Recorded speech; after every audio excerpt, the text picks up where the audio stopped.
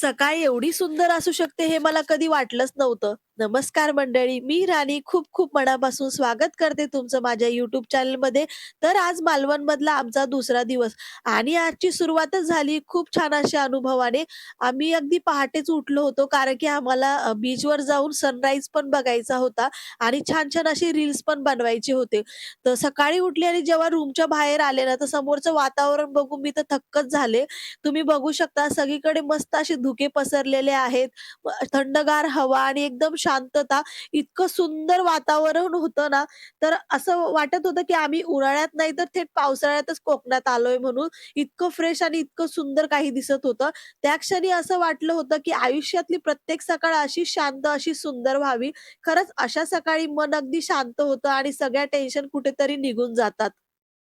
काल मालवणमध्ये आमचा पहिला दिवस पूर्णपणे ॲक्टिव्हिटीजमध्ये गेला. त्याच्यानंतर संध्याकाळी आम्ही छत्रपती शिवाजी महाराजांचे स्मारक आणि रॉक गार्डन बघितले. तर चांगले असे फोटोशूट पण केला नव्हता आणि रील्स पण बनवले नव्हते. आणि खरं सांगू का, मी आधीपासूनच Instagramवर खूप सगळ्या रील्स सेव्ह करून ठेवल्या होत्या. प्लॅन तर घरून निघतानाच केला होता, की आपण तिथे गेल्यावर मस्त असे छान रील्स बनवू म्हणून. तर माझ्या खुशीच्या पप्पांना म्हणजे आहोंना सुद्धा सांगून ठेवलं होतं, की आपल्याला अशी रील्स बनवायची, तशी रील बनवायची आहे. पण तसं काही झालं नाही. पण म्हटलं आजचा दिवस पण खूप छान आहे आणि बीचवर सकाळी सनराईज पण बघायला मिळेल आणि वातावरण पण शांत असेल, तर आपण तिथे जाऊन छान असे फोटोशूट करूया. मग आम्ही बीचकडे निघालो होतो. तर तुम्ही बघू शकता दोन्ही साइडला मस्त अशी मोठी-मोठी नारळाची झाडं आहेत. खूप छान असं वातावरण होतं. तर रिसॉर्टपासून 2च मिनिटाच्या अंतरावर हे बीच आहे बरं का.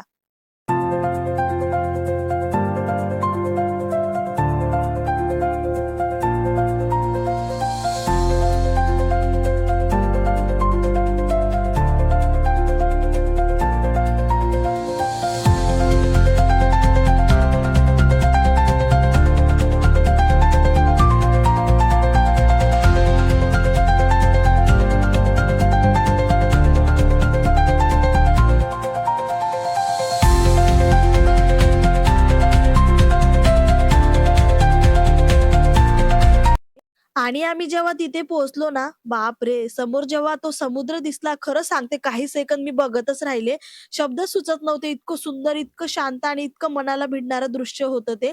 सकाळचा समुद्र म्हणजे काहीतरी वेगळीच जादू असते. ना गर्दी, ना आवाज, फक्त लाटांचा हलकासा आवाज आणि थंडगार वारा. सूर्य नुकताच वर येत होता आणि त्याची सोनेरी किरण त्या पाण्यावर पडून सगळं समुद्र चमकत होता. त्या क्षणी असं वाटत होतं, की वेळ इथेच थांबावी. ना घाई, ना गडबड, फक्त आपण आणि समोर हा सुंदर समुद्र. पायाखाली मऊ वाळू, समोर लाटांचा आवाज आणि मनात एकदम शांतता. खरंच सकाळचा समुद्र हा फक्त बघायला नसतो, तो फील करायचा असतो आणि त्या क्षणी मला असं वाटलं, आपण इथे आलोय हेच किती लकी आहे. तर सगळ्यात आधी सुरुवात खुशीच्या पप्पांनी केली. म्हणजे त्यांचे व्हिडिओ बनवणं चालू होतं. नेहमी ते माझेच फोटो काढतात, माझेच व्हिडिओ बनवतात. तर म्हटलं यावेळेस सुरुवात त्यांच्यापासून होऊ देऊया. त्यांची पण काहीतरी इच्छा असते, तर ती पण इच्छा पूर्ण व्हायला हवी ना. त्यांचे फ्रेंड होते सोबत, ते त्यांचे व्हिडिओ बनवत होते. तर त्यांचं एकमेकांचं व्हिडिओ बनवणं चालू होतं. तर सकाळी आम्ही चौघंच इथे आलो होतो. मी, खुशी, खुशीचे पप्पा आणि त्यांचे फ्रेंड. नंतर आमच्या टीममधले काही मेंबर पण आले होते. तर मला आहे ना, एक व्हिडिओ बनवायचा होता. पण खूप वेळा ट्राय केल्यानंतरही जमत नव्हता. खुशीच्या पप्पांचं चालू होतं, की पुन्हा एकदा, पुन्हा एकदा.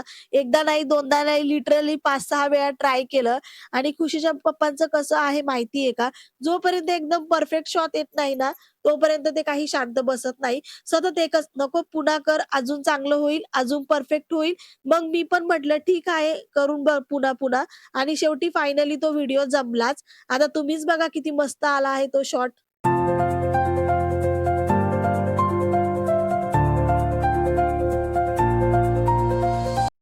पण एक सांगू का, आपण जेव्हा Instagramवर रील्स बघतो ना, तेव्हा वाटतं की आपल्यालाही अगदी तसाच परफेक्ट व्हिडिओ बनवायचा आहे. पण ॲक्चुअली काय होतं माहिती आहे का, काही वेळा तर काही जमतच नाही आणि काही वेळा जे आपण बघितलेलं असतं ना, त्यापेक्षा अजून छान होऊन जातं आणि तसंच काहीतरी आमच्यासोबत झालं. आम्ही खूप छान असे व्हिडिओज तिथे बनवले. तर आता आमचे कपल्स व्हिडिओ बनवून तर झालेले होते. मम्मी-पप्पांनी व्हिडिओ बनवले म्हणजे खुशीला कसं मागे ठेवणार ना. मग माझ्या बाळासोबतही आम्ही छान खूप मस्त व्हिडिओ बनवले. तिला तिला आम्ही खरं तर झोपेतून उठवून आणलं होतं. तिची झोप पण पूर्ण झाली नव्हती. पण मला माहिती आहे माझ्या बाळाला हे सगळं खूप आवडतं.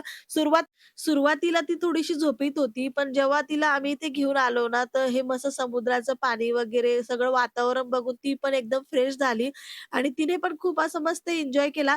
तर तिला पिण्यासाठी पाणी आणि खाण्यासाठी पण मी घेऊन आले होते आणि सगळ्यात खास गोष्ट म्हणजे आम्ही जोपर्यंत शूट करत होतो ना, तोपर्यंत ती शांत बसून आम्हाला मस्त बघत होती आणि मग आमच्या तिघांनी मस्त तिथं एन्जॉय केला. ते मोमेंट खरंच खूप खास होते आणि त्यानंतर त्या सुंदर आठवणी घेऊन आम्ही तिथून निघालो. मग काय रिसॉर्टवर परत आल्यावर आम्ही 1 सेकंदही वाया न घालवता डायरेक्ट स्विमिंग पूलकडेच मोर्चा वळवला. पण हो, बीचवरून आल्यावर लगेच पूलमध्ये जाणं अलाउड नव्हतं. म्हणून आधी आम्ही सगळ्यांनी शॉवर घेतलं आणि खुशी तर आधीपासूनच खूपच एक्साइटेड होती बरं का. ज्या दिवशी आम्ही इथे आलो होतो ना, तेव्हापासूनच ती रोज पूलकडे बघून एकच म्हणायची, "मला पाणी-पाणी खेळायचं आहे." म्हणून आज तिची ती छोटीशी विश पण पूर्ण होणार होती. कालचं स्कुबा डायव्हिंग झाल्यापासून तर तिचा कॉन्फिडन्स अजूनच वाढला होता. तिला असं वाटत होतं, की ती एकटीच पाण्यात उतरू शकते, पोहू शकते. पण अजून ती लहान आहे ना, तिला पोहता वगैरे काही येत नाही. म्हणून तिचे पप्पा तिला मस्त खांद्यावरती घेऊन एन्जॉय करत होते. सुरुवातीला आम्ही चौघंच होतो. मी, खुशी, तिचे पप्पा आणि त्यांचे फ्रेंड आणि मग हळू आमच्या टीममधले बाकीचे सगळेजण पण जॉइन झाले आणि मग काय सुरू झाली आमची फुल ऑन पूल पार्टी. आम्ही घरूनच बॉल घेऊन आलो होतो. तर सगळ्यांनी मिळून मस्त बॉलचा गेम खेळायला सुरुवात केली. पाणी उडवणं, फुल मज्जा. इतकी एनर्जी येत होती ना, ते मोमेंटमध्ये की वेळ कसा गेला ते कळलंच नाही. खरंच हा पूलवाला टाईम आमच्या ट्रिपमधला एकदम मेमोरेबल पार्ट होता. तर स्विमिंग पूलमध्ये पण आम्ही मागे राहिलो नाही बरं का. नवरा-बायकोचं एक क्यूट असं रील सुद्धा आम्ही बनवलं. मी खूप दिवसापूर्वी असंच एक रील पाहिलं होतं आणि अचानक मला आठवलं. मग म्हटलं चला आपणही ट्राय करून बघूया आणि खरंच खूप छान जमलं ते आणि त्या मोमेंटला एक गोष्ट मनात आली. लोकं म्हणतात ना, लग्न झाल्यावर, मुलं झाल्यावर मुलींच्या इच्छा राहून जातात. पण खरं सांगू का तसं अजिबात नाहीये. सगळं काही होऊ शकतं. आयुष्य खूप सुंदर आहे. फक्त आपला जोडीदार हौशी पाहिजे. त्यानंतर सुरू झाली त्यांची खरी धमाल, म्हणजे खुशीच्या पप्पांची आणि त्यांच्या मित्रांची. तर हे जे 2 आहेत ना, ते त्यांचे जवळचे मित्र आहेत. तर त्यांच्या तिघांची मस्ती वेगळ्याच लेव्हलची चालू होती. कधी एकमेकांना पाण्यामध्ये ढकलायचं, सोबत पाण्यामध्ये उड्या मारायच्या, नाहीतर मग एक वेगळंच कॉम्पिटिशन, की कोण किती वेळपर्यंत पाण्यामध्ये राहू शकतं. हे असंच काहीतरी त्यांचे फनी मोमेंट चालू होते आणि आम्ही सगळे त्यांच्याकडे बघून हसत होतो.